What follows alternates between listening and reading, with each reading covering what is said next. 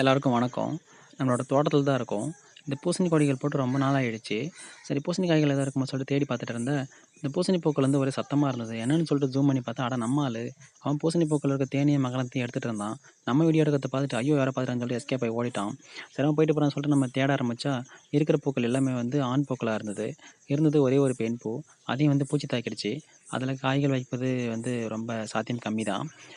பொதுவா இந்த பூசணி கொடிகளுக்கும் இந்த கார்த்திகை, மார்கழி, தை இந்த 3 மாதத்துக்கும் நெறைய சம்மந்தம் இருக்கு. மார்கழி மாதத்தில வந்து கிராமங்கள் வந்து வாசல்ல கோலம் போட்டு இந்த பூசணி பூக்கள வைக்கிற வழக்கம் இருக்கு. அதேபோல இந்த கார்த்திகை திருநாள், தை திருநாள் இந்த 2 நல்ல நாள்லயும் வந்து இந்த பூசணி காய்கள சமைச்சு, இந்த பூசணி இலையில வச்சு வழிபடுற நடைமுறை இன்னும் இருக்கு. நம்ம கிராமங்கள்ல இது நடைமுறைப்படுத்திட்டு தான் இருக்காங்க.